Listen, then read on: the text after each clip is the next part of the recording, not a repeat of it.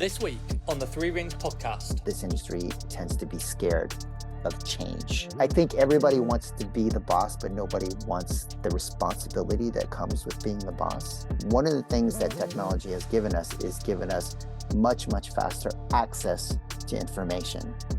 But mastering that information still takes the same amount of time as it did 100 years ago. Welcome to the 14th episode of the Three Rings podcast. My name's Stuart Bishop. I'm here with my fellow director, Bailey J. Muir. Before we get into this week's video, hit subscribe on the channel, click the like button and turn on your notification bell so you know all about next week's episode. So on this week's episode, we have a very special guest in Rick Tjia.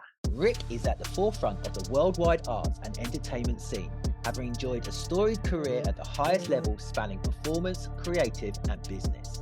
From casting to Cirque Du Soleil, dancing with the La La La human steps, acting in Hollywood movies and revolutionising choreography rights, Rick has done it all whilst accumulating unparalleled knowledge and wisdom on the industry's inner workings.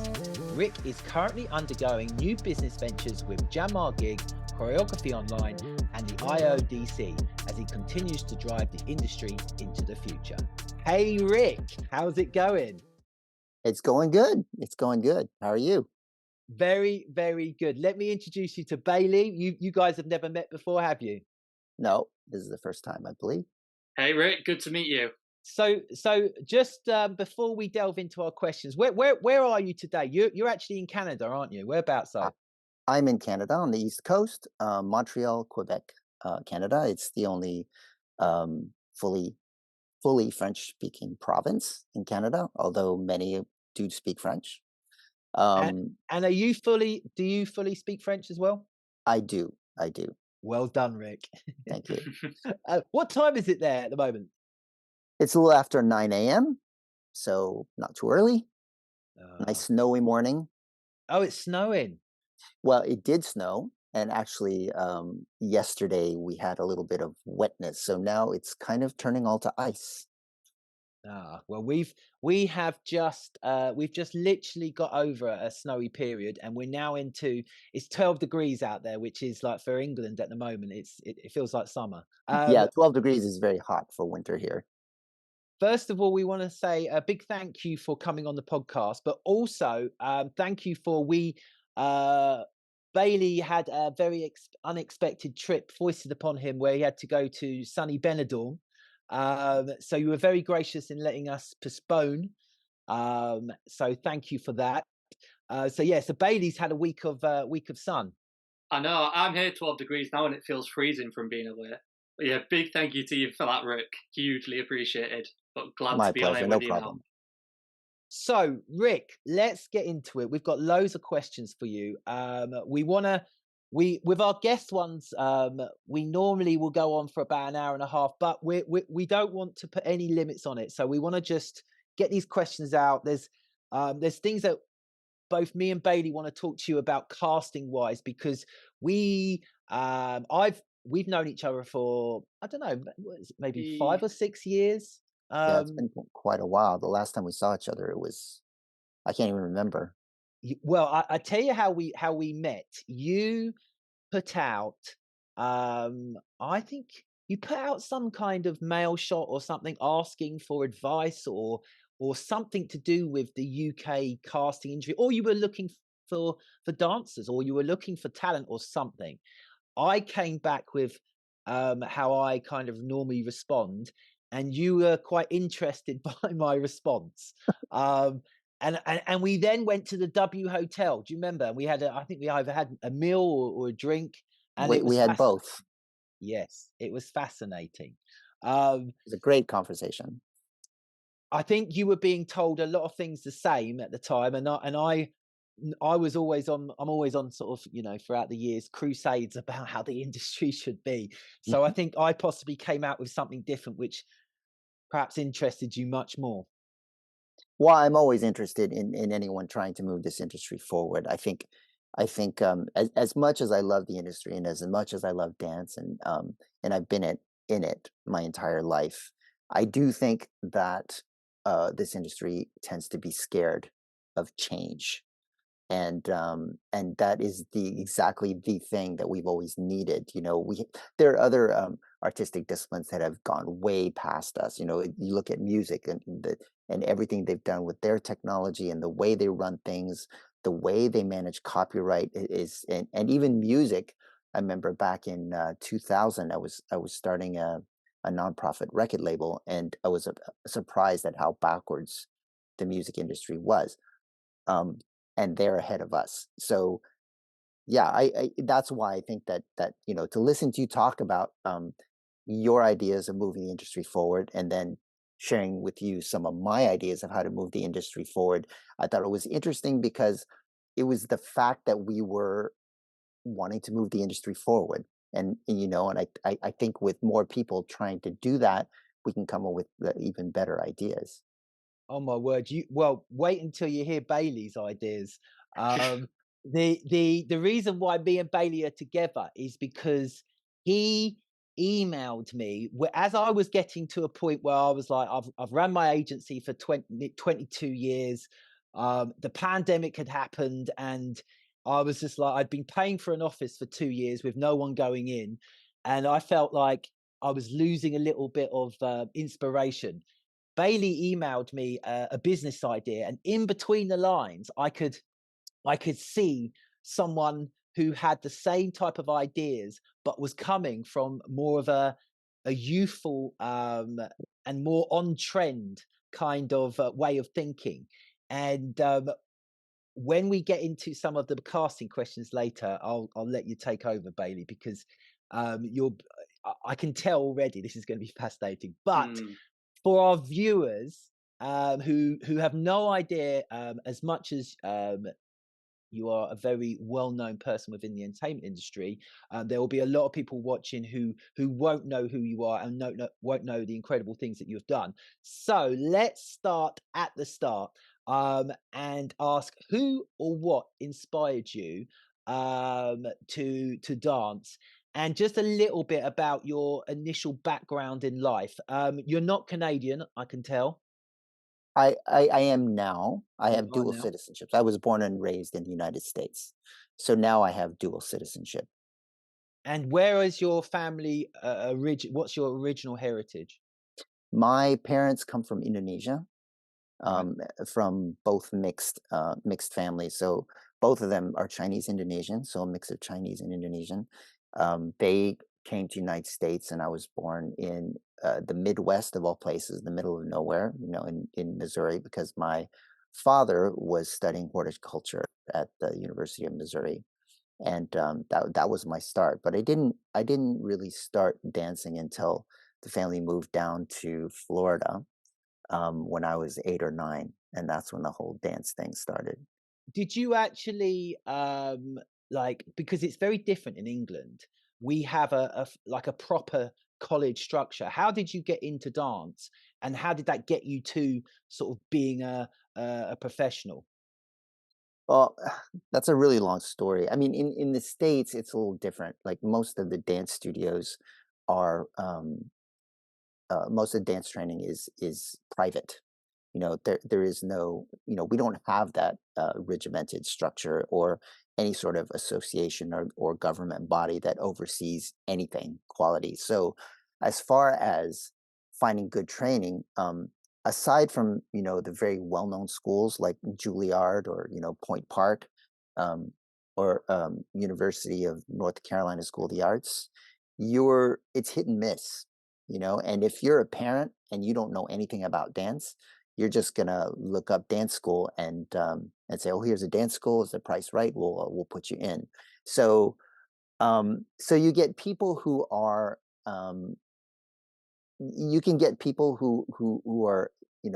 come from a tiny town in the middle of nowhere that just happens to have good training, and they become amazing. And you're like, "What? You're from this tiny town that no one's ever heard of?"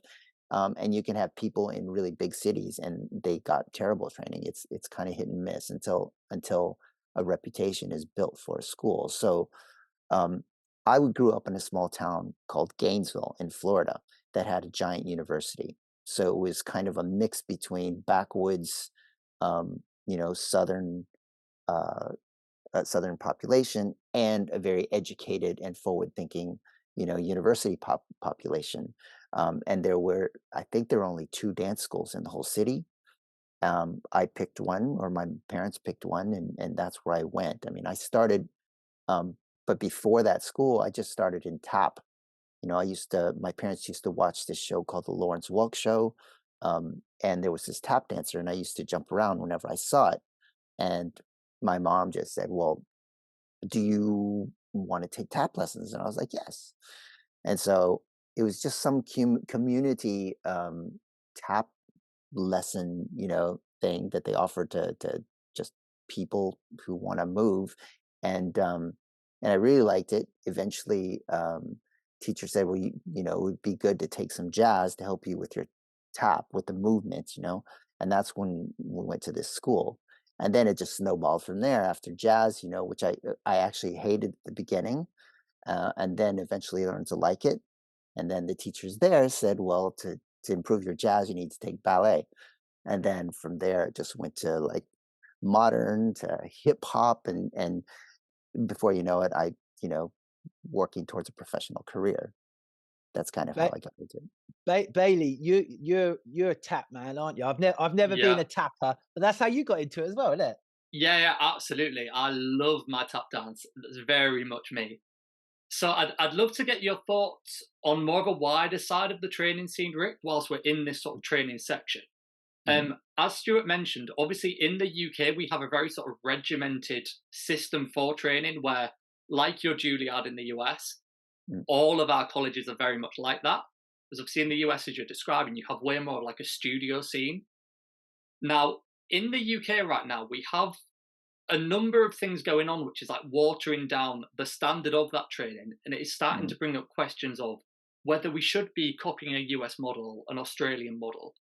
I'd love to kind of get your thoughts on growing up through that system and also now in your authority position looking back down on it. What is your feeling on that studio system? Do you feel it would benefit the US to have that more structured system, or do you think it may benefit the UK to move to more of an unstructured studio system? What would your I, feelings be on that? I have a lot of feelings on that actually. I really think that to change one to the other is a little oversimplified, Mm, because there are advantages to both. Like on the one hand, like I said, in the U.S. system, it's hit and miss. Anybody can open a dance studio. You don't have to actually know anything to open a dance studio, right? mm, And it's the same in Canada actually. So unfortunately, you have like huge numbers of studios run by people who have never had a dance career, who have had very little training, and they pick teachers. I mean, if you haven't had the career, you haven't had the training, you haven't. How are you going to pick good teachers, right? So, mm, and then on the other hand, one of the problems with being too regimented is that, first of all, who's regimenting? So if you end up with a bunch of administrators and they're the ones, setting the standards, like, do they really know dance? Um, even if you do, once you get into this regimented system, and we see this a lot with universities, not just in the UK but everywhere, it becomes very hard to change things. And if you look at sports, you see that the training has evolved immensely since in the last 50 years. They follow science and they learn new things and new things about the body, and they change, you know, um, and they change rather quickly because um, you have country backings and you send these people to the Olympics and they want to win. So they want to have the best training possible. Now, if you look into dance, we've been doing the same thing for the last 400 years, where it's kind of like beating a dead horse, and we're not. I see teachers giving students corrections that they heard their teachers tell them without analyzing, does this correction actually apply to this student? It's just kind of what I just repeat the same things, and we don't take science into account. Like the way we train has, doesn't have anything to do with how the body actually learns. So um, and it goes beyond anatomy. I know there are some teachers that they apply anatomical concepts, which is great, but it's more than that. It has to do with how muscles actually improve, how they rebuild, how do the muscles learn, and then how do they build and when, which we don't integrate into dance training at all. But that is the core of improvement, is knowing how that works. Oh, Rick, I feel like we're going to just go off script here, but massively. So what comes to my mind there is then, oh, and we don't need to go too controversial. Well, you talk however you want. When you talk like that, what happens then with the sort of the trend which is now out at the moment, where it's um, obviously, being diverse is great. That's amazing. But when it comes to dance, there seems to be a trend now that it's being celebrated more, um, the people who are not so trained. So, Mm, for example, let's just, well, big dancers mhm, basically. So, I've always been I don't think it's healthy for dancers to be to be massive, to be big. mm, Um, when you're talking about science, you're talking about what's the best way to. I presume you're talking about the best way to improve from injury, to gain strength, to be able to get those 10 pirouettes. right. Um, where does science come when a lot of the time we're being pushed and told that we have to have, I don't know, on trend is a dancer of a bigger size, for example. Yeah, I think that's now we're getting into economics, because um, some we're also living in a world of Instagram, where people are making a lot of money just because they have a lot of followers, and on Instagram, it's very easy to look good in 30 seconds or 60 seconds, right? But if your aim is just to get a whole bunch of eyes on a product, and so you go to an influencer and say, can you Mm, mention my product, it's one thing, right? But if you go, we want this person in our show, well, a show is going to be longer than 30 seconds. So if this person can just do a flash and on video, but then you put them in a show where they're going to be working, and you know how it is in production, while you're working, they can be 10, 14-hour days. And then they have to be able to get through a 2-hour show from beginning to end, night after night, day after day. Now that's difficult to do if you don't have the technique.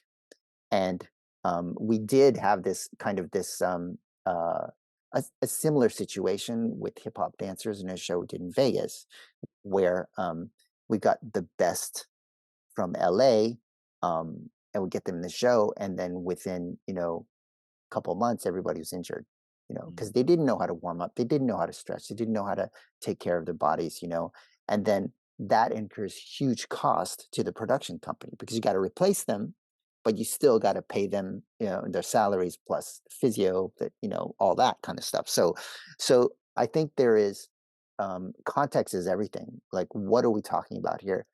Um, so that whole influencer model, people who don't necessarily have training, but they have something else, whatever it is, charisma, or they have, you know um, to use a pejorative term, the one trick pony, like the mhm. the person who can get their leg up here, but that's pretty much all they can do, or they can do 10 pirouettes but they can't do anything else.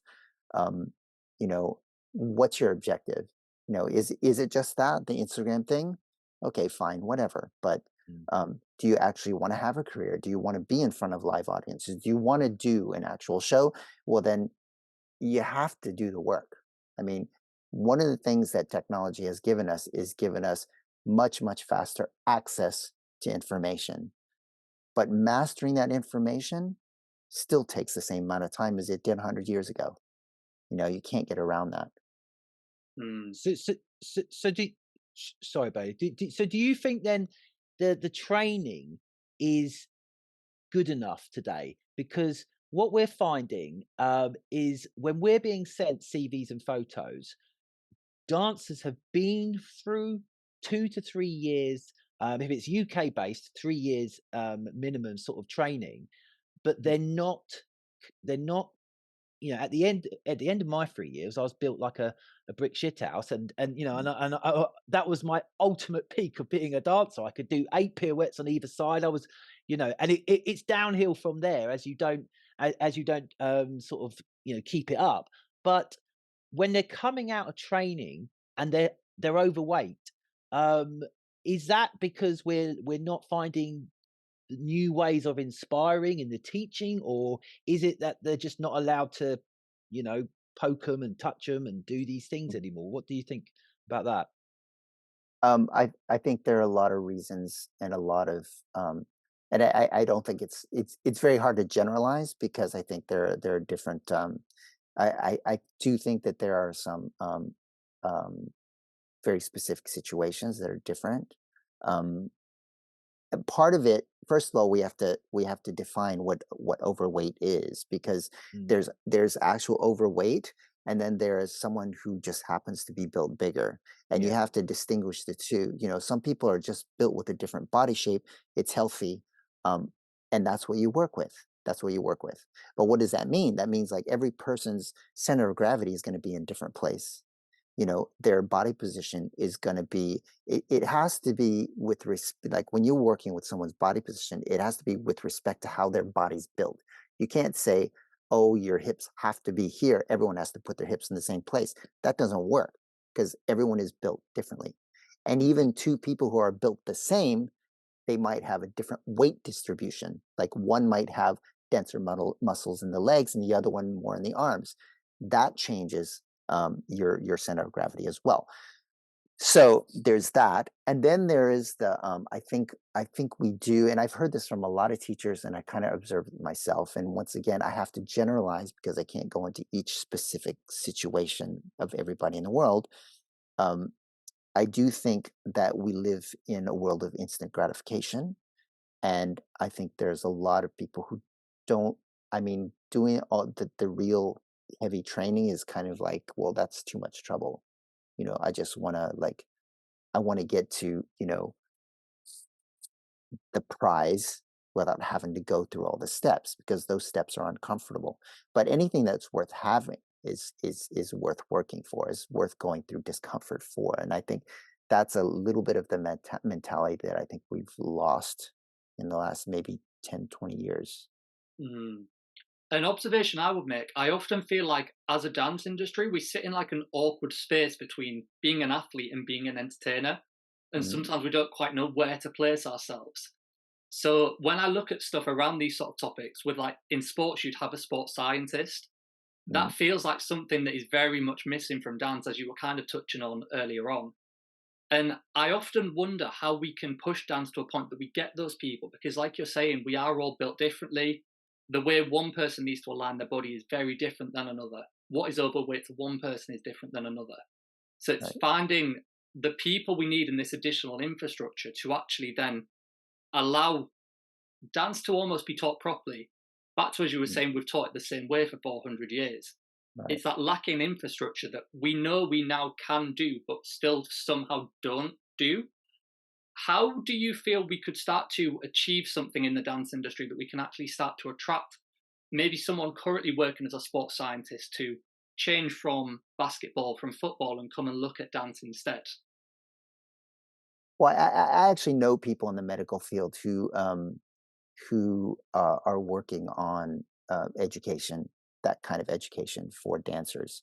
Um, and I think, like everything, it all comes from the training and the mentality. So, me growing up as a dancer, and I've seen this even today.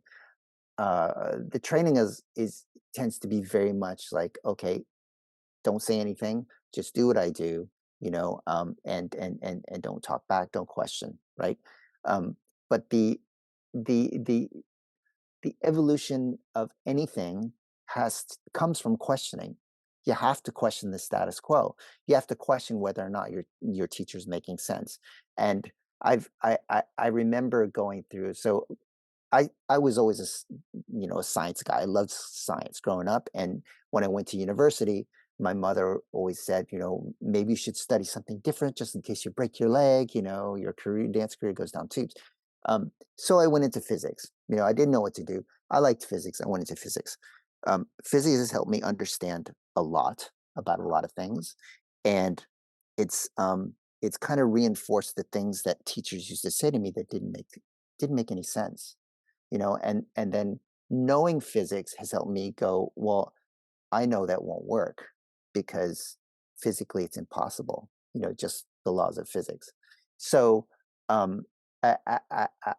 think that, education is gonna, and that comes from questioning, the only way, um, let me just go off track a bit to come back on track, is that when I was 21, I didn't feel like my technique was where it should be. I'd already started working professionally, and I actually took myself out of the professional world to enroll 1 year in the Boston Ballet School to be able to correct my technical problems, right?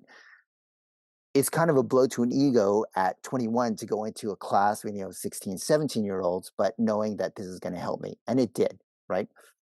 So I had to do a lot of that correction, and so that comes from questioning the status quo. Like otherwise, I could have just kept banging my head against a brick wall, saying, "I actually know what I'm doing. I can't do it, but theoretically, I know," right? which wasn't the case. So I think part of it is that the kids do need to question. Part of it is I think that the kids do need to study other things outside of dance, because anything and everything that you learn from other disciplines can help you gain insight into other things you do. So physics has helped me gain insight in business, in dance, in everything. Things that I do. I was a tennis player, musician. I've taken a lot of the things that I've learned and all those things, and I've applied it to dance because there are a lot of similarities. Um, Innovation is about connecting the dots. It's not about necessarily inventing something new. It's seeing things that are linked and then putting them together. And that's what I try to do. Rick, we are smiling because it feels like you've watched all of our episodes of our podcast, because what you just said there is like what we're always trying to put out. And we're always trying to encourage our dancers. We always say, if you're in a room and you're with a producer and a director, they, you know, they will need more of a conversation than mentioning who won Love Island, or Mhm. an Instagram. What's your favorite Instagram filter or something like that. And it's that extra layer of whether it's knowledge or consciousness or just being, which will get you through the door and get people liking you, because everyone's technique is kind of the same. Yes, there'll be some who are a little bit better and some a little bit worse, but it's if you're going to be on a long job with someone, it's so important that you get on with them and they can get on with everybody else. And so we're very aligned with this. It feels like we're talking to the Dalai Lama of dance or something here. That's what it feels like. It's very wise. I want to take it back to just before you become a professional. You're a guy during when is this? During the 80s or 90s? That was let's see, that was the 80s, yes. So you're a bit older than me. What was it like then to be a boy or a man wanting to dance? Because for me in the 90s, we were still 5-10 years away from, in the UK, we had groups like Diversity and Flawless who suddenly Right. made dance popular. What why was there struggles? What was it like being a guy in America? Um, you know, dance. Were you in Canada at that point? No, I was in the United States. United States. So I was in the United so what was States. it like being a guy into dance? It was challenging. Uh, Challenging, directly and indirectly. Yes, there was a stigma about men dancing. Luckily, in high school, I was in the honors classes, and the people in the honors programs were a little more intelligent and were able to recognize the value and of me being in dance instead of like football or something. Like most people in the honors courses were not doing football, so they were more in like science, going to science fairs and that kind of thing, but or literary fairs. And I used to get the question a lot when I started, early on was a professional, and you would meet new people, and they would ask, what do you do? And I say, oh, I'm a dancer. And they just perplexed look on their face, like, what do you mean a dancer? Oh, you're a stripper? Like, no, I'm an actual dancer. He's, oh, you teach. Like, no, I actually dance. It is a profession, and that's what I do. So I got a lot of that.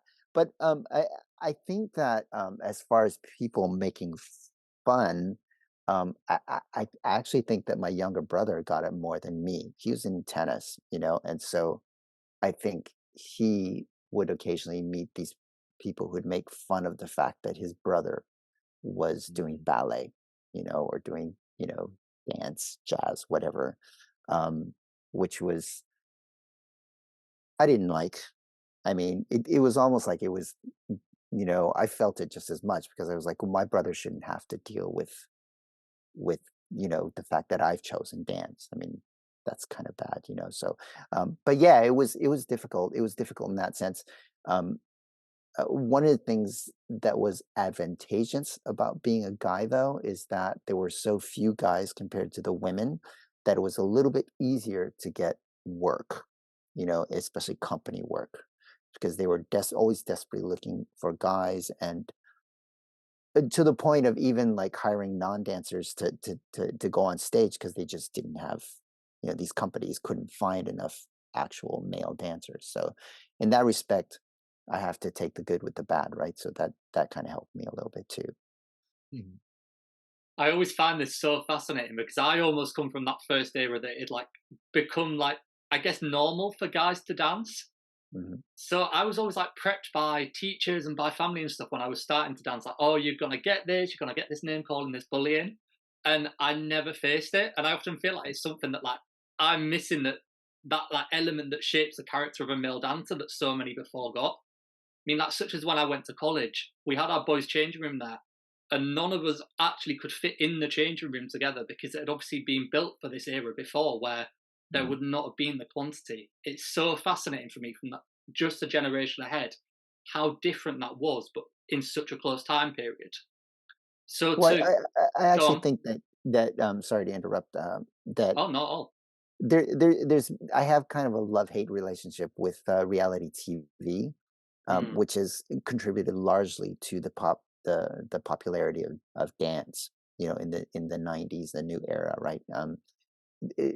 It, it is no longer questioned that you would be a professional dancer, which is good.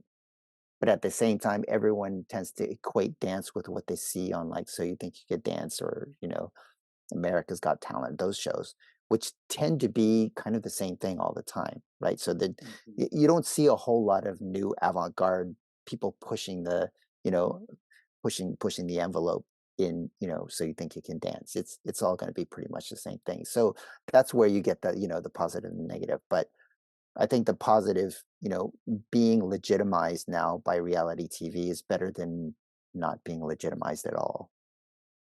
Mm. Yeah, there definitely is something going on there where it's like overpopularized it, isn't there? It's like it's fixed some of the issues, but it's brought its own issues with it as well, which is such a Exactly. fascinating thing to look at. So, to keep the conversation pushing along, I now want to move us towards you becoming a professional dancer. Obviously, you started with La La Human Steps. However, before we get to that, I'd love to hear, is there a certain moment you can identify in your training where there became a flip of you wanting to do dance professionally than maybe as a kind of hobby? Was there a specific moment? Well, I mean, I actually didn't start with La La La Human Steps. That's where I ended my career. That was at the end. Before then, um, I think by the time I was like maybe 14, had already wanted to be a dancer, you know, Hmm. and at the time I wanted to do musical theater because I was like really inspired by the old classics, you know, the White Christmases and the, you know, Singing in the Rains and all that. Um, and so it was really like jazz that I wanted to do. And then at some point I just fell in love with ballet. Um, and and then of course, you know, we just branched out into, I used to hate modern, but then, you know, modern going into contemporary. um I just, you know, it just expanded from there, right? So um uh I I I think that my eye as a professional started at 14, and by 15 we were, you know, we had a local company that was, you know, it was a community company, but with a dance studio, but it was mixed with the professional. They also had a professional company, and so, you know, the we would dance together with professionals. So it was professional work, but for a community company. So, and then, you know, when I danced with that professional company, that was my first job as a dancer for 1 year, and toured with them. And that's when I stopped and went to the Boston Ballet School, and then auditioned for Ballet Austin, and I was with Ballet Austin in Austin, Texas, for 2 years. And then from there, I went to Los Angeles and started working in film and TV. And then it wasn't until after that time that I came to La La La Human Steps and moved to Canada. So, um, and guest work as well. You know, everybody does guest work, you know, Christmas and all that stuff. So, so that's kind of how I kind of got thrown into it, the professional world. So, are you seeing the La La? I've got it written down. La La La. Is it how many La's are there? Three, There's three. La three. La La. Yeah. Was La La La? Was that the end of your performing, but the start of your choreography, or what? Or when did the Well, choreography start to? I've been choreographing since I was like, you know, a teen.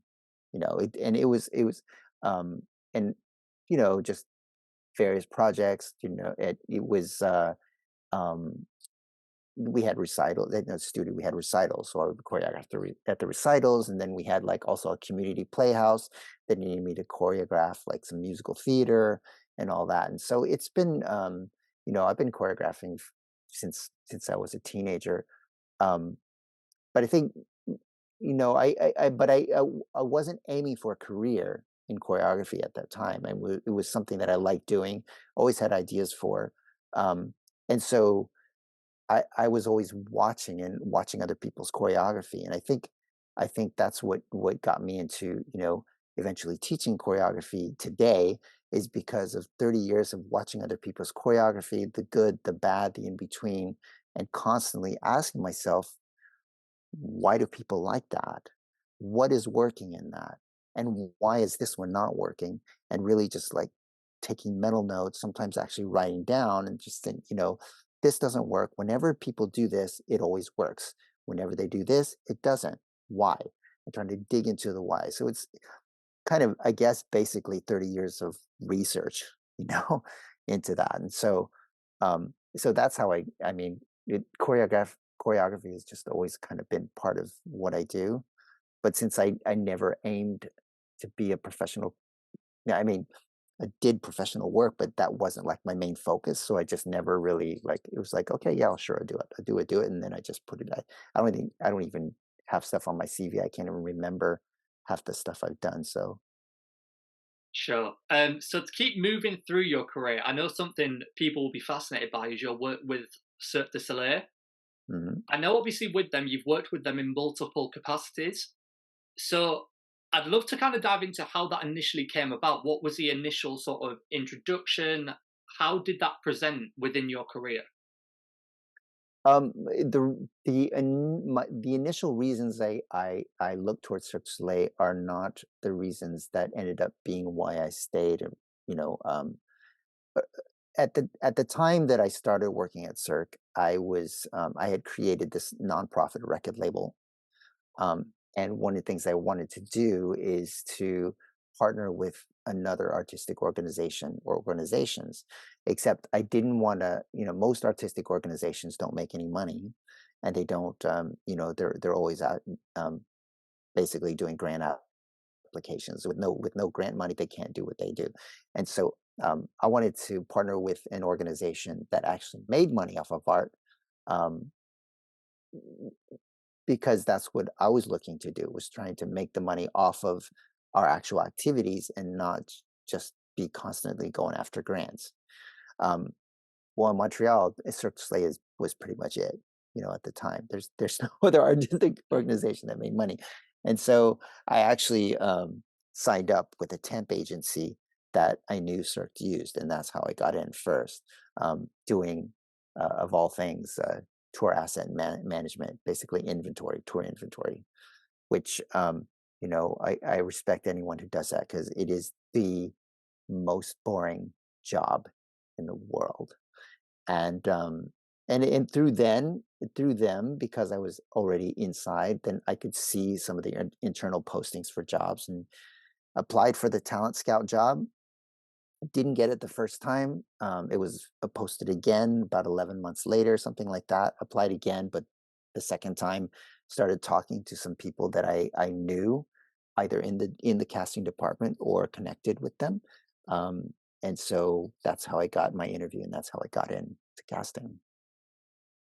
And you were there for, I mean, by the time you contacted me, it felt like you were contacting as someone who was very experienced. It didn't feel like you had just got into the job. And it felt like whenever I heard anything to do with Cirque du Soleil, their auditions and their castings were bigger and better and worldwide. Just take us through how Cirque du Soleil cast and found talent, because it wasn't just they would just put out a call. It seemed that there was a lot of behind the scenes sort of not tapping up people, or do you know what I mean? It felt like a bit there was like more of a talent search, worldwide search, than just literally putting out an audition date. Yeah, there's a lot there, because I think that the mentality of the company is a little different than most companies, in that they're looking to, um, I mean, the idea behind creation was to try to innovate and try to get not only the best talent, but kind of take that talent. It comes from the way Franco Dragoni used to work, who was one of the originals, right? The original creator of like Mystère and Treasure Island and Kidam and all those, the early shows in Vegas. Um, where he would, instead of saying, oh, okay, these are the roles we have, we need to find someone who fits this, he would say, show me amazing talent. And then he would work with what the personalities of that talent. So he would make the roles on the talent, instead of saying, these are my roles, the talent has to fit these roles. Um, and I think that's a large part of why Cirque du Soleil was so touching, is because what you were seeing was the actual personality of the artists on stage, and it wasn't faked. Like, it was all genuine. And on top of it, there were these, amazing performers. So the way they cast is largely based on that. And so the idea of, by the time I left Cirque, that they were signing 1,800 artist contracts per year, and growing. So to do that, for every artist that you decide that you sign, you've probably presented to an artistic director between 3 and 10 other people. And to get to those 10, you've probably seen or auditioned, 10, 20 times that, right? So what we used to do, having that constant, with the 1,800 roles that you have to fill every single year, if we were to do casting in the traditional way, where you say, okay, we have a casting call, we'll post it, we'll collect submissions, we'll audition, and then we'll fill the casting call, throw all that information away and start over again, we would be doing like 3, 4 auditions every single day, no weekends, which doesn't make any sense, right? So what we used to do is we used to do these big auditions. We would collect the submissions, whittle that down, and then say, we want to audition all these people. But then, instead of saying we're going to audition on this specific material for this show, we would say, we need to see what this artist is about. Let's see everything they can do. Let's see how they work. Let's see um, how open they are. Can we get a dancer to actually do clown? Can we get a clown to actually dance? Like, can we get, Olympic level gymnasts to actually become a frog? And then when you're casting something, you see, okay, this person has the traits to fill this role, this role, this role, and or we have a new creation, we need someone to give us this kind of essence, and we can filter our database down and say, well, I have 10 people that I think fit what you're looking for. You see, so it's more efficient in the sense that you've got all this information in a database that you can filter down really quickly. And what the other advantage of doing that is that sometimes you'll get a casting call that's urgent. We need this person on stage next week. Well, by the time I get a casting call out and collect submission, you're already behind. So I always tell this story about our and this wasn't my casting call, but it was colleagues. But our record time for receiving a casting call to signing and the artist onto is 2 hours. And you can't do that if you haven't already got these people in your own database and have them like auditioned and ready to go, and you know exactly what they're about. So basically, when you get the casting call, you just do your short list. It takes like 2 minutes, and you just start contacting them. Are you available and interested? And then, bing, bam, boom, it's done deal. So that's how it kind of worked at Cirque. So obviously your role within there, it was known as an artistic talent scout. Would you view that as like an alternate version of a casting director? It's not. The talent scout role at Cirque was I mean, think of a casting director, but on like the role of a casting director, but on steroids. In Mm-hmm. in that you would do everything that a normal casting director does, but on top of that, you would scout special talent. Which for something like, okay, I just need a whole bunch of technically skilled contemporary dancers is probably not the most efficient way to go.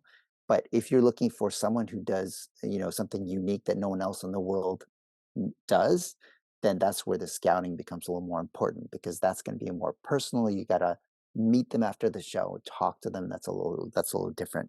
Um, and then there's one of the things that the talent scouts do at Cirque is we also, especially for the new creations, is that we also inspire them. So in a new creation, often they will say, well, this is kind of what we're looking for.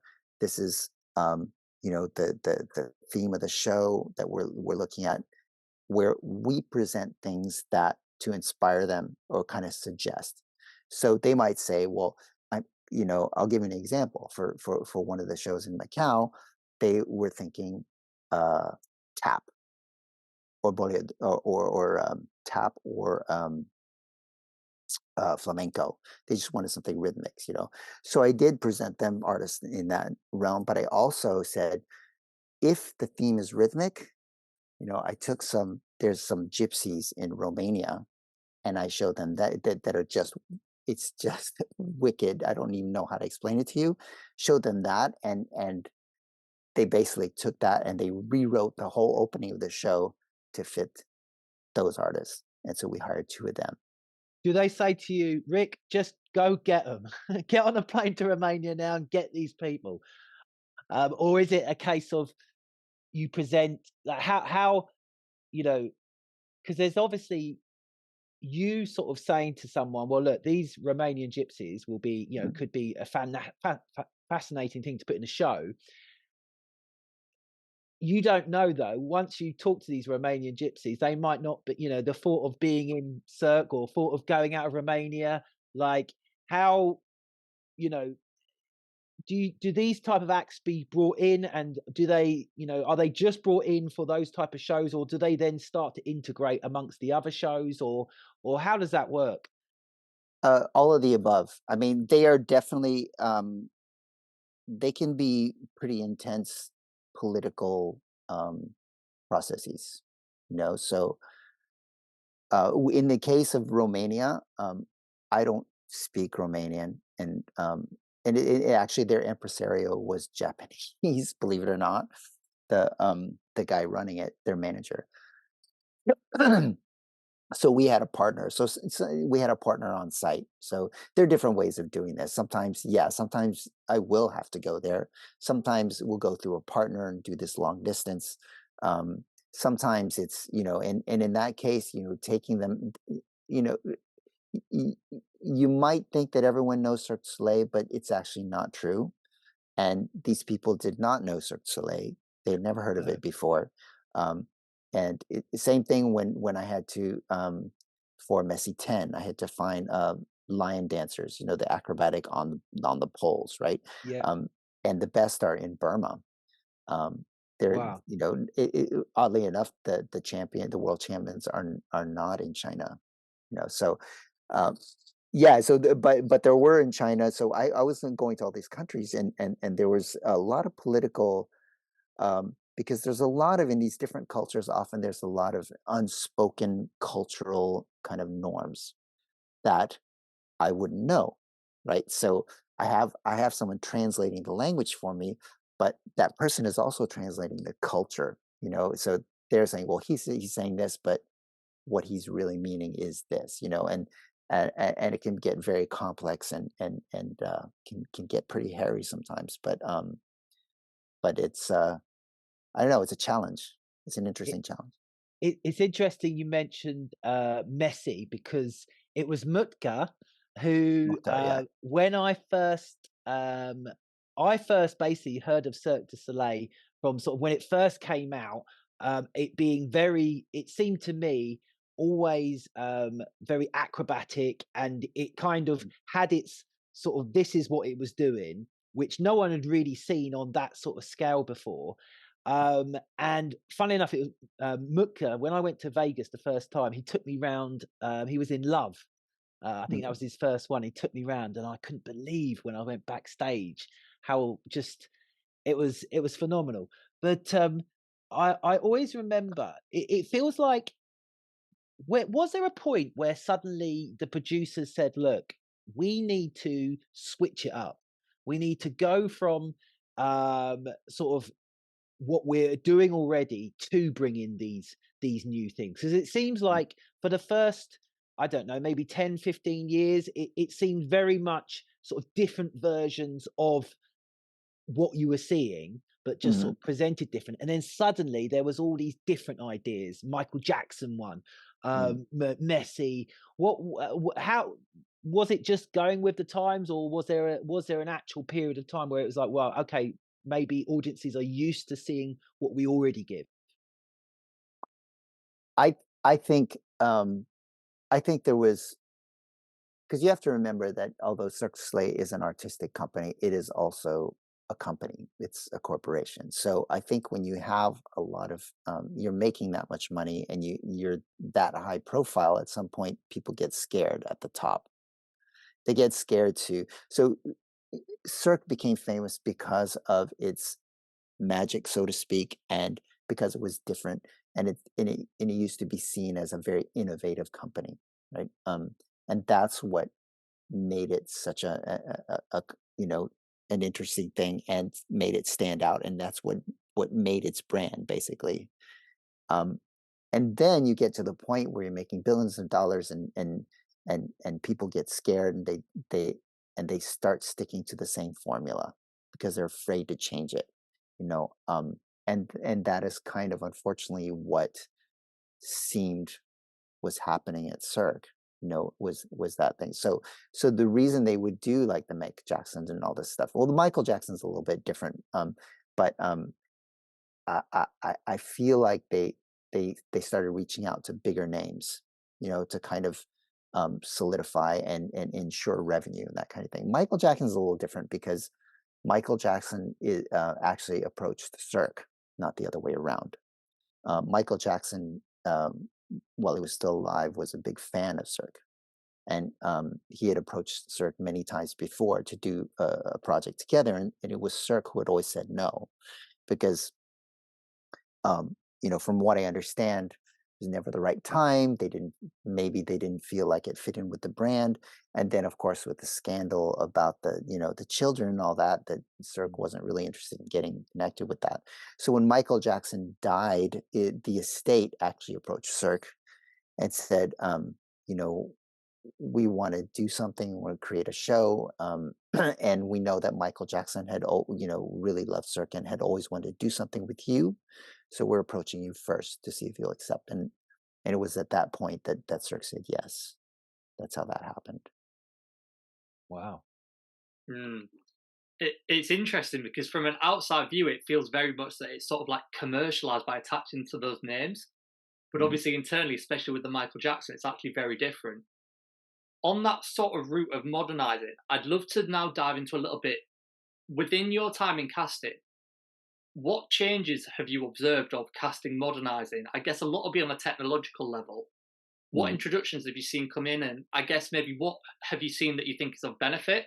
And maybe if there is anything, what do you think may be of detriment from technology coming into casting as well? I think that with casting, it was I think on the technological side, it was mainly me and a few other colleagues within the department that were always pushing that technological aspect. Um, Back in the day when I first came there, our database was built in-house, right? By our own IT department. Um, and at the time there, I mean, no one else had, and this was like long before any other um, internet casting system ever existed. So at the time, it made sense because no one else is making it, right? What ended up happening is that as browsers, you know, evolved and technology evolved, the database wasn't, and so we would have to, in order to get it updated, it was just this really long process of like budgeting and putting in, and the IT, their priority was operations, right? So our requests were kind of like, well, that's kind of last on the list, right? And at some point, we were stuck having to use like really old browsers internally because the platform didn't, it wasn't supported by the newer browsers. So then we started this big project to upgrade by using white label solutions. But at the time, there was no white label solution made for casting. So we had to put different, you know, corporate apps together and kind of link them in order to have it do what we wanted it to do.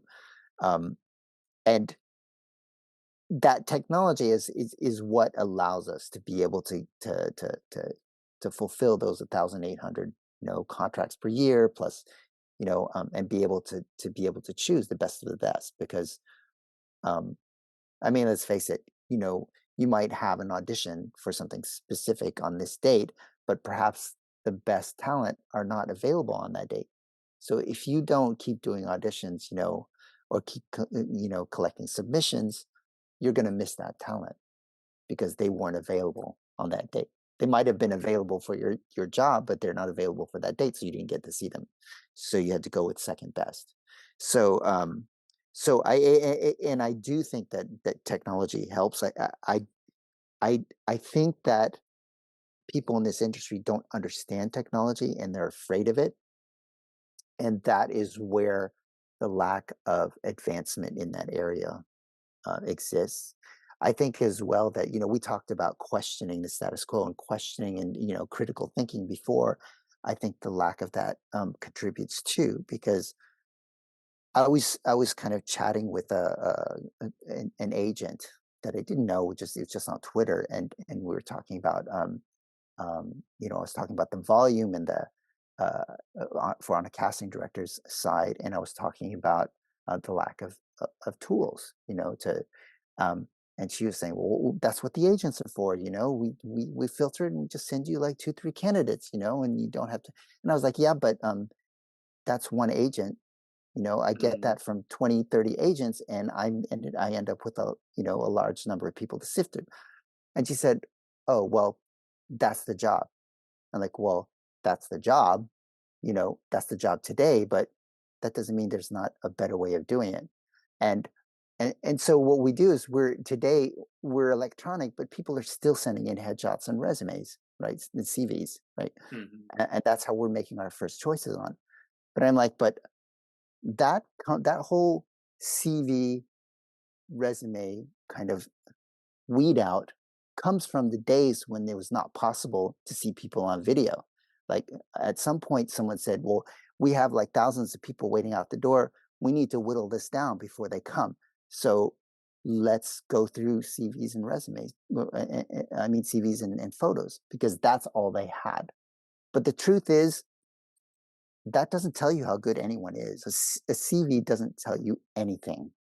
I mean, firstly, because people lie on a CV. Everyone lies on a CV. Two, if they don't lie, they embellish. Three, just because you've worked with a big name once doesn't mean that you're actually good. You know, so but today we're at a point where the technology allows us to actually see video, so we can actually whittle it down based on actual, is this person potentially good for our role, instead of kind of extrapolating. And if the person has done their video correctly and you can see what they can do in the first 15 seconds, it's actually faster to look at the video for 15 seconds than to go through the entire CV and try to figure out, do we want to pull this, do we want to bring this person in for an audition? Does that make sense? So, Mhm. and all that comes from technology. It's technology that allows us to do that. Mm. I think something really interesting there that you started to touch on is that whole method of like when a casting director puts out a brief, then the agents will come back with the suggestions. And as that agent has said to you, like, well, that's just a job. I often look at that process and wonder if there's even a way we could use technology to get rid of that part as well. Particularly when I look at like AI developments, whether there is something that actually a technology could be put in place, that then that technology knows who's out there, who gets sent to that casting director for every project, and therefore can actually just present the casting director straight away. Here's a whittled down pool of 10, 20 people to take a look at. Then if you want more, press the button and more come up.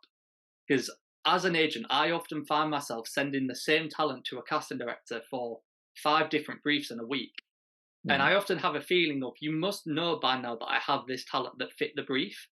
Mhm. So are we all wasting time keeping on doing this suggestion method when there may be a way to speed that up? What would your feeling be on that on more of a casting end? Would I you be think worried about that technology? I am not worried about that technology, and I'll tell you why. I think people are worried, and we did talk to some people in the UK, casting directors, and one of them did say AI is going to take our jobs. Well, Mm, AI might take some jobs, but often that kind of those are jobs that people don't want to do anyway. But I think what AI is really going to do, because way back, like way back, we've been talking about AI at Circa, about being able to whittle down, the volume, at least, get rid of the ones that are just definitely not pertinent, right? So, mhm, um, this profession, and you guys, Stuart, you're an agent, so you know how this is. And I'm a casting director. We work crazy freaking hours. It's like 24/7. You're always on call. I've reached out to agents on a Saturday night, 11 o'clock, and they respond to me, right away. I mean, that's the way this is. What AI is going to do, hopefully, is give us normal lives. It's going to hopefully allow us to take a weekend. You know, that kind of thing. So I don't really like, right now we're just working crazy hours and we're wondering, oh, AI is going to take my job. Well, the job is not healthy right now. Like the type of effort and hours that we have to put into this is not healthy. And I think that AI can help us get into to the same result, but with a little healthier approach to work.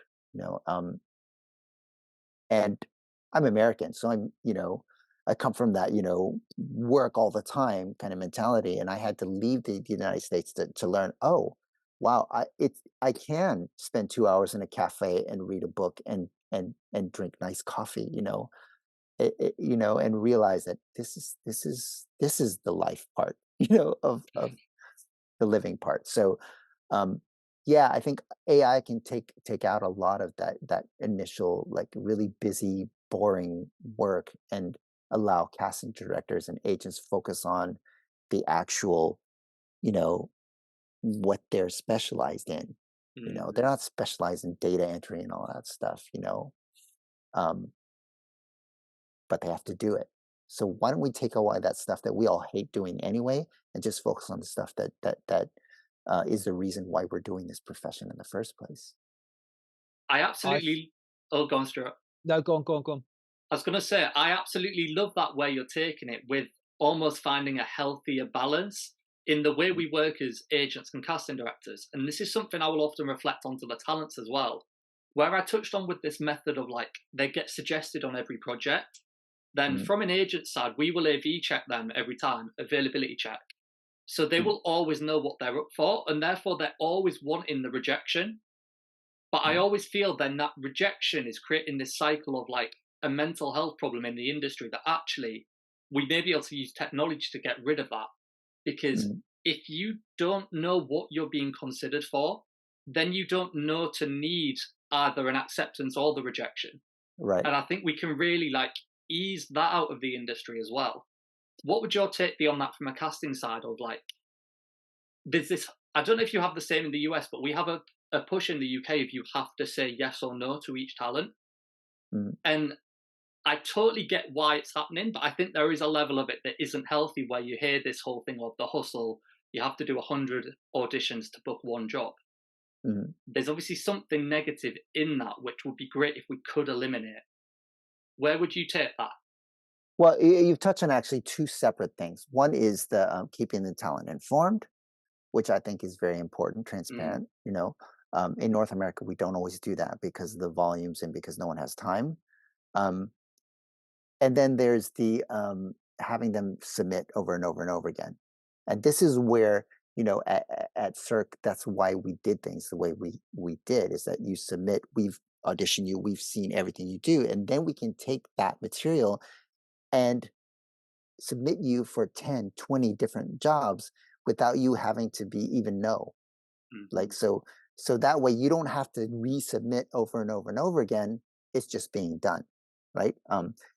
The downside to that is the talent thinks that they're being forgotten, that, oh, I'm just, I spent 2 full days doing this audition and nothing's come of it, but which is, a lot of times that's not true. It's just that we'll only contact you when it goes to the next step, and it saves you the work of submitting each time. It saves you travel time, for live auditions when they can already tell you that, you're not what they want.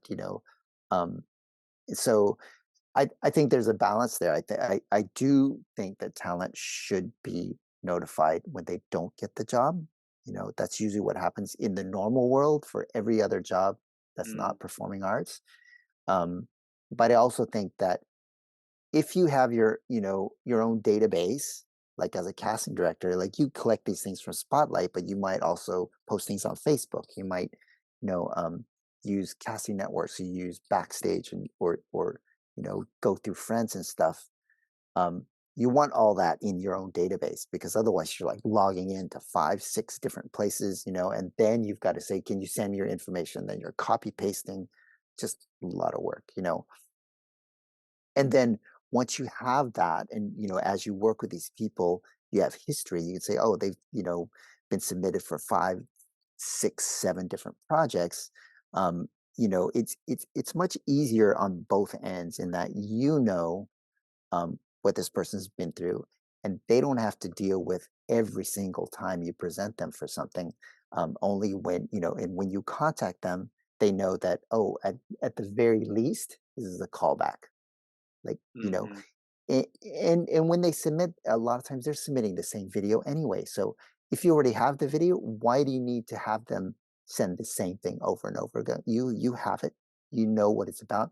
Just show it to the client, mm. get it done, you know. I guess in a way it's almost introducing more scouting into dance as well.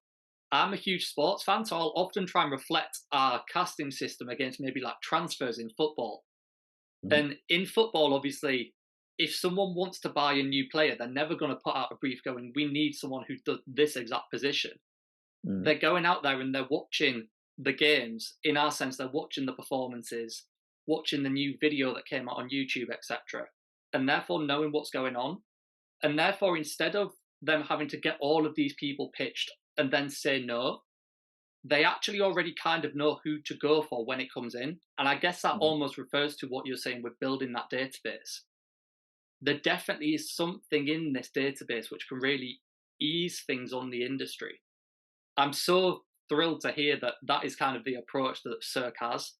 I really hope that that can catch on. Um, Well, there are a few other companies who've done that. Cirque has done it the longest. I know Universal Studios Japan. They outsource their casting, but they also use that a database type system. I know Disney does.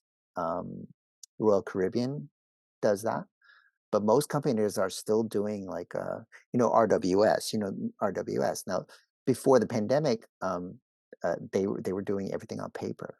So mm, once again, you do these auditions, you have the stack CVs, and then you recycle it, and then you start again from scratch every single time. That has never made any sense to me. That's a bit like you going, okay, I want to have this party. I'm meeting all these people, collecting their contact information. You have this party, and at the end of the party, you delete all that information, say I want another party, and then try to go and get that information again. It makes no sense.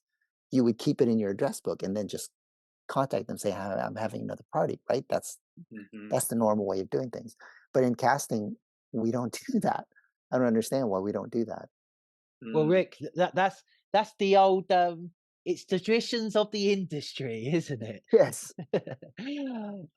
We want to go on in a second to we want you to sort of tell us about your new companies and what you're doing now.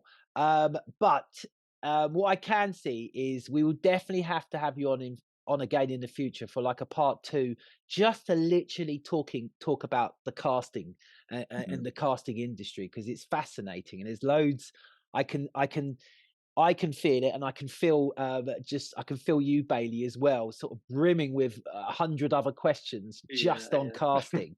However, I just want to, before we go on to what you're doing now, I want to just chuck one little thing at you that me and Bailey discussed in our podcast, which went out last week, or this week, should I say?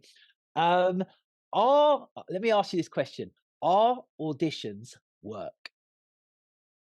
Our auditions work. Yes, Auditions are a lot of work. as in, should auditions be paid? Oh, you mean that in that sense? Yes. Um, well, I think uh, after a certain, it depends on how far that goes. So if you were like a secretary applying, and then you go to an interview, an audition is an interview, is what it is, right? So you would not get paid, but you also don't go through like 3, 4, 5, 6 interviews for that. There's maybe one or two, and people are expected to make that decision. I think in the artistic world, we tend to, we have creators that tend to be a little afraid to make that decision. And so that's where we get into like, audition, and then callback after callback after callback at some point, which I think um, either, those subsequent um, callbacks should either be paid, or creators should just come to a decision. And I think that we're just so afraid of making the wrong decision. And listen, no matter how many callback auditions you do, you're going to make some wrong decisions. That is what we call life. You can't be right 100% of the time. So you just have to own your decision. And that's the part where I think in this industry we get um, caught up, is that people don't want to take the responsibility for making a wrong decision. But that's life. And so what we end up doing is, um, wasting other people's time because you can't make a decision. And that's where I think, um, you know, I don't think that the first audition should be paid because that's an interview. After that, Okay. So what because you use the example of a secretary. When they go for their interview, they don't actually do any secretary work. They just talk and they present of what they could do. mhm. Where why should that be any different? Because I can't think of any other profession where you would have to, on your interview, actually do the work. Do you know what I mean?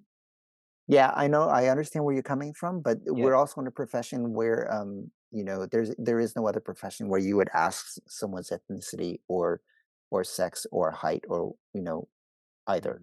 Mm. It's a very particular industry that is like no other industry. So there are some differences that have to be taken into account.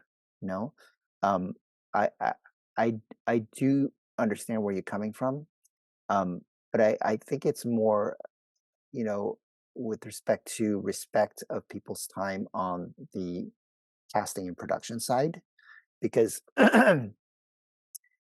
I, auditions are already very expensive endeavors, and I don't think it would be even possible if they were to pay everyone every time that they do an audition.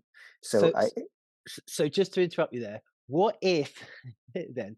What if it was put into the budget, and so the budget had, well, this is how much. Here's our budget, and that part of the budget is for auditioning.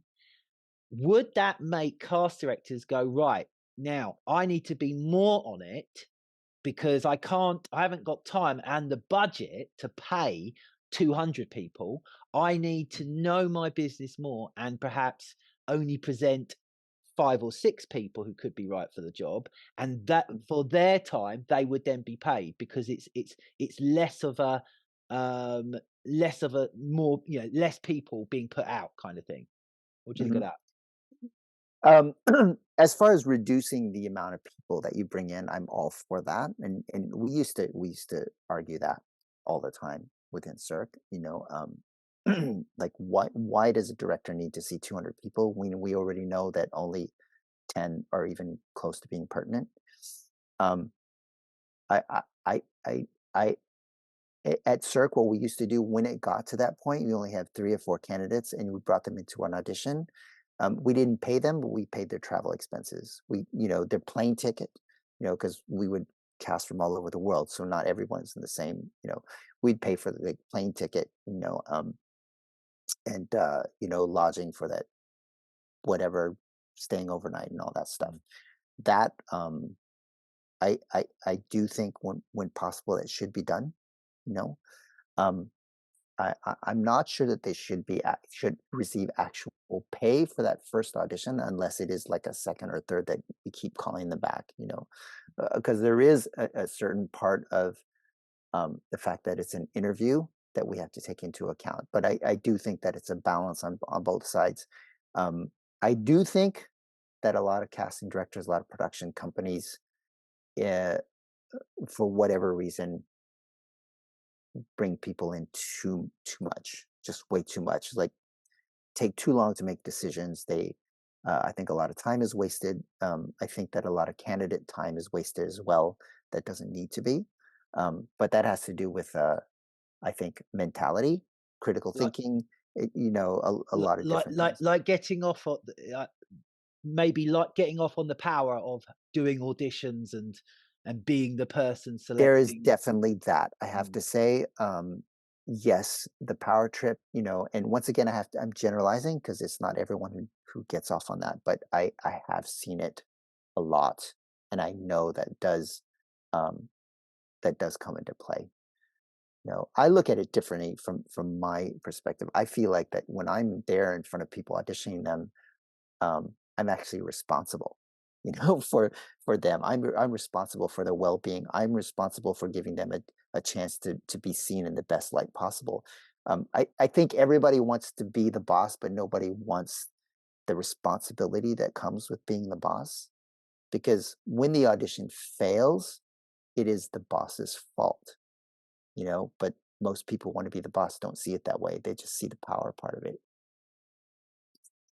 Because the reason I just mentioned this because we did one of our topics last week was about this because we saw there's a what is it, Bailey? What they're called in America? I think it's auditionsawork.org. There's like an Yeah. organization who are Yeah. like campaigning against SAG-AFTRA on this sort of auditions and being paid for self-tapes, all of these kind of things. Have you actually seen that movement at all, Rick? I have seen it, but I haven't really delved into it, so I don't know anything about what they're doing. I kind of feel like it's a bit like a going down a wormhole, because once you start to question these type of things, the whole question of people's roles and how much it is needed. For example, on a performing arts level, we often talk about dancers needing representation, but then the difference between representation and management, and when they need it, and whether we actually need agents at a performing arts level, or whether we need management, because it's a very different thing casting in the performing arts, where it feels like they're filling up a hole to satisfy a lot of out of work performers, than when you are casting in Hollywood, for example, and they know time is money and they're only bringing in 3 or 4 people who are top notch and could get the job. I went off on a bit on a tangent now, so I don't know if there was a question in there or not. Well, and when you're talking about you're talking about leads and supportings, though. In Hollywood, for like smaller roles, there are categories. I mean, you get tons and tons and tons of people. Even though they go through the agents will send tons of people, depending on what the role is. And I think that, do we need agents? I think we do, but I do think that the agent role is going to be evolving, because and I think it's actually easier. So a production company that has their database, people who applied before, maybe some people they've hired before, isn't it easier for an agent, for a production company to say, is Joe available? If he is, let's just book him. Yeah. Instead of saying, can you send me a whole bunch of people, and then we'll go like back and forth looking at these people, asking questions to end up with Joe anyway. Wouldn't it be just easier to say, can we just book Joe? That's like a 5-minute conversation versus like days and days and days of work and filtering, So, and then the agent's job is negotiating that contract, which artists still need, right? So I think that maybe the submission process that kind of work might in the future start going down a little bit. And then the emphasis would be just on that negotiation and representing the artist. Does that make sense? It does. I suppose it opens up that another can of worms of how much opportunity people can get unless they know or are part of certain organizations or certain things. Because the more, for example, when I worked as a choreographer, I would often try and use the same people all the time. Not because I didn't want to give opportunity to new people, but as well as I know, those people, it's not just about how good they are. It's about, who can you face at 7 a.m. in a hotel having breakfast, or sitting on a 12-hour flight. So it's if you can have the same people being used over and again, absolutely. You're always wanting those repeat clients. Well, it's the reduction of risk. We already know what to expect. Yes. Yep. Right. We need to give you some time to plug what you're doing now. We've got 3 things which we wrote down, but tell us what they are. So there's Choreography Online, you've IODC, and Jamargig. Tell us about them. Okay, so Choreography Online is my company, and its original purpose that's still there is to create a licensing platform for choreographers to be able to sell licenses to their work. So as a choreographer, you create work you do the performance, and then after that you go on to the next project. But you still have this piece that's kind of sitting there collecting dust. Whereas maybe there's a company in Australia that would love to be able to perform that piece. Maybe there's one in the States, maybe, all over the world. Um, but they might not have the money to ship, kind of fly you over and have you create something or set a piece. Well, the idea was to have a license where they can buy a license to perform your piece, and what you would have is videos showing them, teaching them the piece, right? And that way it's kind of passive income. And if people do that, then you could be just making money by doing nothing from your past work, right? Just like they do in music, right? So that was the idea behind Choreography Online. And I think that up till now, choreographers have had a hard time just wrapping their head around the concept. I've had people, come on the platform and say, well, for a license, one performance, I want to charge $10,000. I'm like, that doesn't really make sense. It's like, if I have a song and it costs me $50,000 to produce, when I sell it, I don't charge the public $50,000. So it's that kind of concept that I think choreographers have a hard time wrapping their head around, but that's what that is. IODC, the International Online Dance Competition.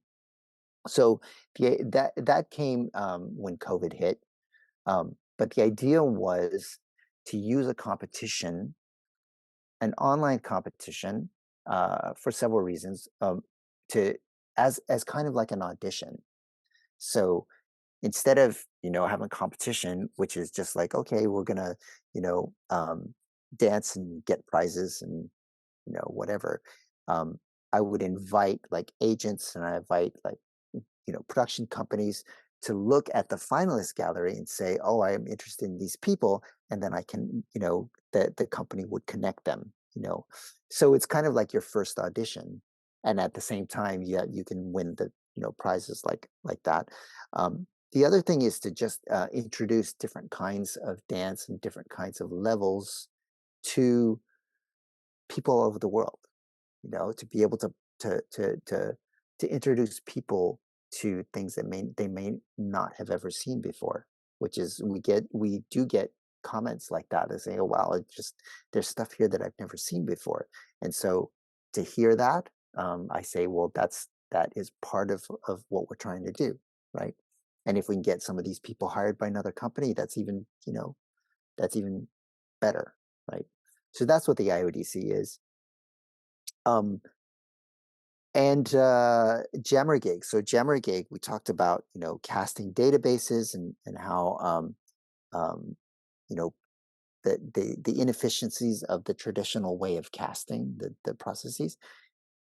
And what we try to do is we take the idea of a database and a submission system and give people the power of being able to use that. So it's a way of, even if you use Spotlight, if you use Circus Talk, and you use Backstage or whatever, Facebook, social media, to be able to have people apply and have it all come into one place where you can assess, but you can assess like skills and artistic ability, but you can do it you can actually score them really quickly, but all of that becomes filterable. So in the future, you say like, I need a solo ballet dancer. So on a scale of 1 to 10, I need someone who's a 9, but they also have to do a little bit of hip hop. So 5 out of 10.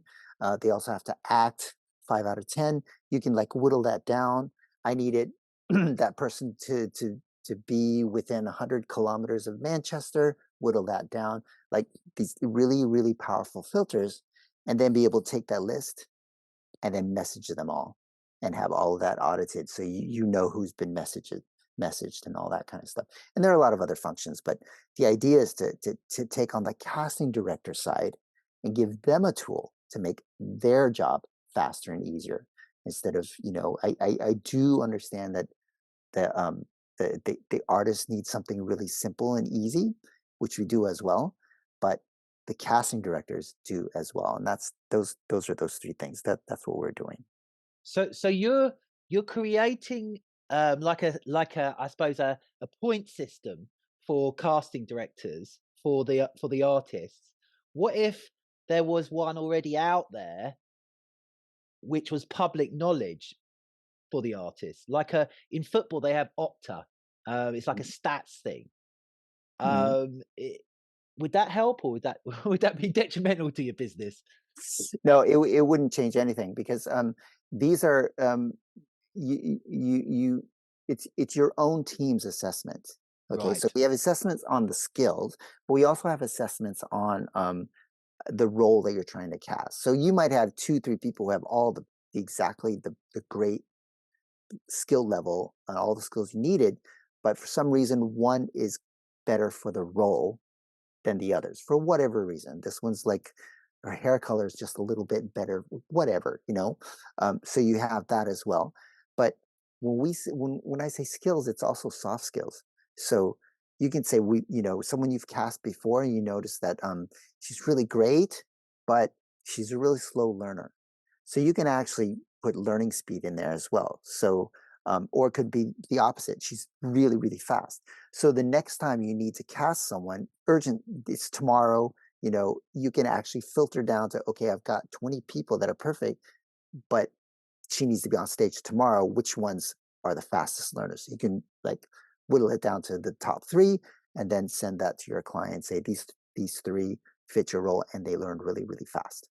So there's all that as well. There's analytics, there's all kinds of stuff in it, but uh, basically I've pulled from my experience, from one of my other colleagues' experience, and also client, feedback, and we just keep improving it and making it just as easy as possible.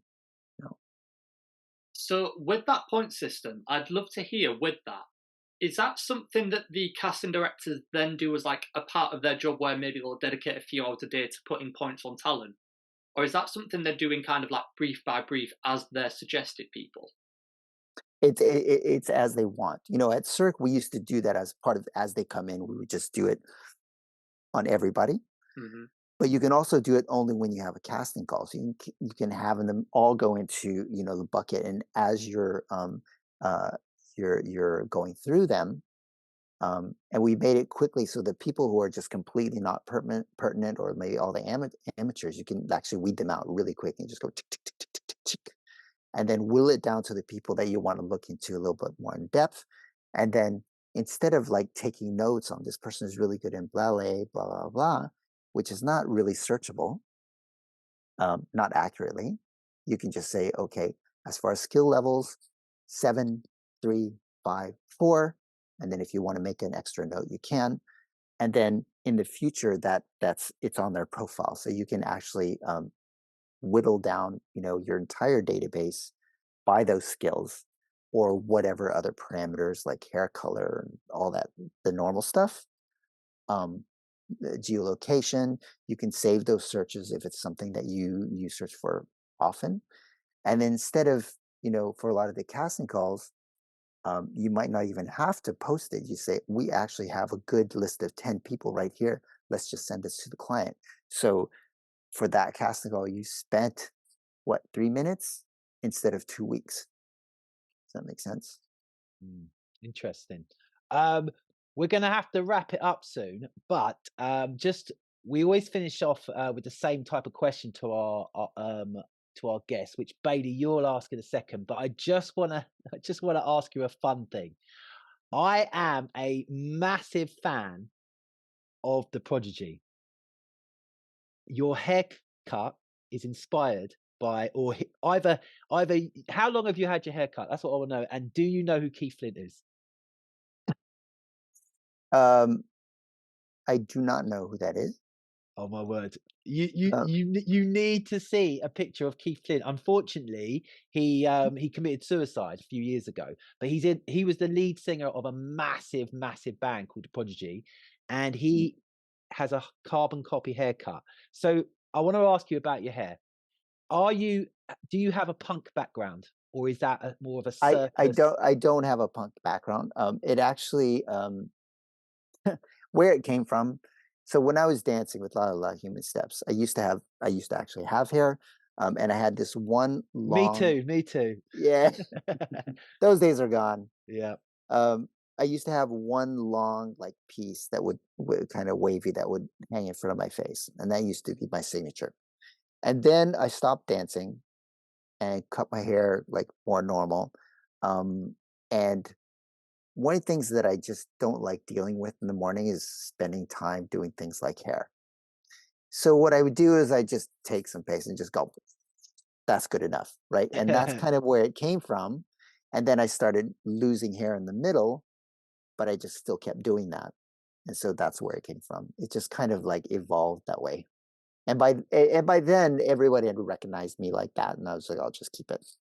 Okay, so you might have heard of one of their songs. Do you remember Firestarter? Yeah. That's Keith Flynn, and Oh, okay, that's it. Yeah, everyone. Yeah, and it's green. everyone. Yeah, everyone keeps. Yeah, people call me Firestarter.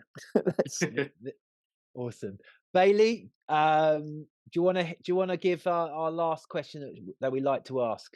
Yeah, so this is like a signature question that we ask every guest, which is, let's take Vogue magazine. If they were to write a column about you in 50 years' time, about your career, your legacy, and kind of just what you've done for the industry, what you've done for the world, what people will remember about your character, what would you ideally like them to be saying that you would feel like yourself really would sum up you and how you would like to be remembered? I would like to be remembered as having a positive but massive evolutionary impact on this industry. I want to be known as someone who took the industry someplace. You know. It's so clear that you're doing that as well. When we hear about such as Jamargig and Choreography Online, it's so clear that you are driving everything into the future, which is so needed, filling these gaps with the infrastructure. It's been an absolute joy to have this conversation today, and there's so much more we could go down as well, so hopefully we will pick back up on this in future. So to round us off for the day, if you've enjoyed this episode, which I'm sure you will have done, hit subscribe on the channel, click the like button, and turn on your notification bell so you know about next week's episode as well. Thank you so much. It's been awesome. I definitely think we could get another one in down the line. Once we've built the podcast a bit more, we'll bring you back and we'll do we'll dive in on some of those more controversial kind of casting issues. But before we go, is there any where can people find your work? You've got a few websites. What tell us, and we can put them down below. Well, there's Choreography Online is choreography.online. Pretty easy. That's the URL. IODC is IODC.online. And Jamargig is Jamargig, JAMARGIG.com. Amazing. Before we end, I just want to say, if you haven't seen our latest guest episodes, do check them out. We've got episodes with Adrian Gass and Brendan Hansford online. We've got some great guests coming up in the future weeks. And that just leaves me to say one more thing, and that's thank you so much, Rick. It's been so interesting. And as I say, we'd love to get you on again to delve more just into casting. I think there's so much we could casting and industry issues. Well, thank you guys. Thank you. It's been a pleasure. Awesome. Thank you for joining us. Yes, we'll see you next week for another episode.